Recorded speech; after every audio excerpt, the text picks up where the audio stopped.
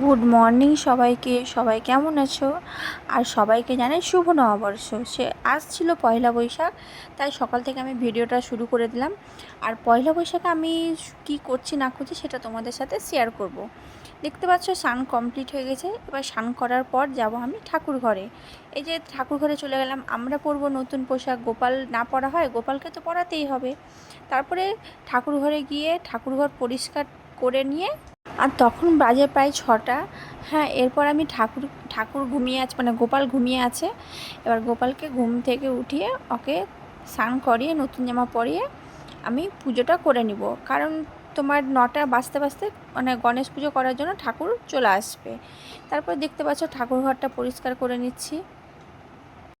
এই যে তারপরে দেখো গোপালকে এখানে আছে দুটো গোপাল, একটা আমাদের গোপাল, একটা হচ্ছে কাকিমার গোপাল। তো এখানে দুইটা গোপালকে আমি স্নান করিয়ে নিচ্ছি। করিয়ে নেওয়ার পরে ওদেরকে নতুন জামা টামা পরে একবারে রেডি করে দেবো। রেডি করার পর সেটা তোমাদেরকে দেখাচ্ছি।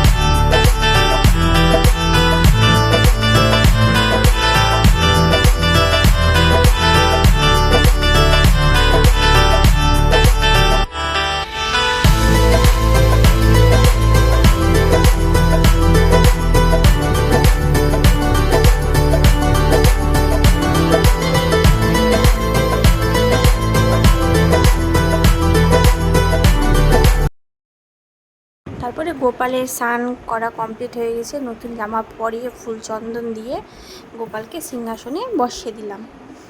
তার ঠাকুর ঘরের টুকিটাকি কাজগুলো সেরে টেরে নিয়ে যাব নিচে গণেশ পূজার জন্য ফল কাটতে।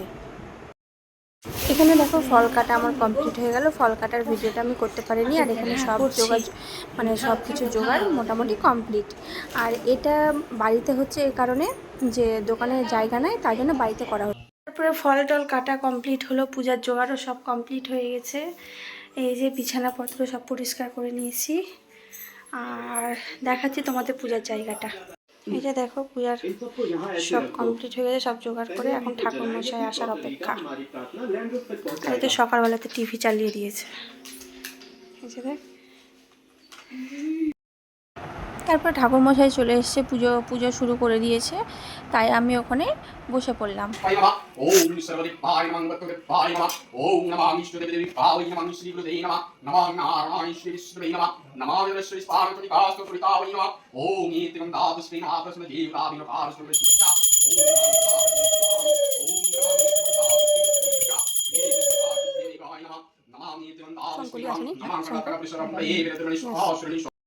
এখানে দেখো খাতাতে স্বস্তিক চিহ্ন এঁকে নিচ্ছে।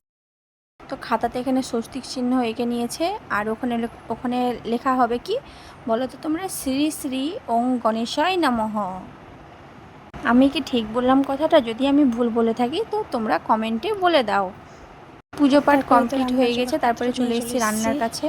কারণ সেদিন হয় আমাদের 5 রকম ভাজা তরকারি। এখানে দেখো সব সবজি টবজি কেটে নিয়েছি, কড়াইয়ে বসিয়ে দিয়েছি ডাল। রান্নার কাছ থেকে চলে এলাম ঘরে। একটু যা গরম ছিল পয়লা বৈশাখে। হ্যাঁ, তো বছরের প্রথম দিনই এত গরমে থাকতে না পেরে একটু হাওয়া খেতে ঘরে চলে এলাম। আর মুখের অবস্থা কি বলবো।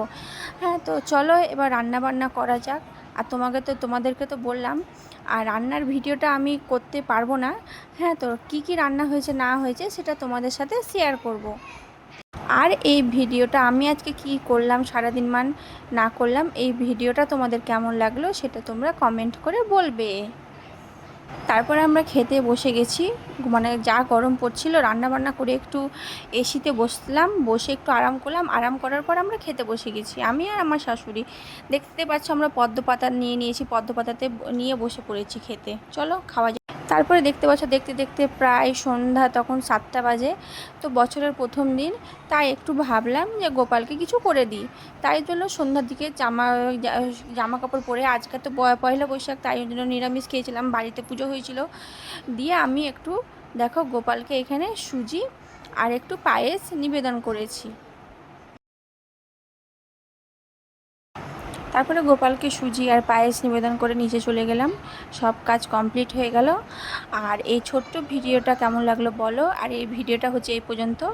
তো সবাই ভালো থেকো, সবাই সুস্থ থেকো। আর ভিডিওটা কেমন লাগলো বলবে, কমেন্ট করবে। Bye, good night.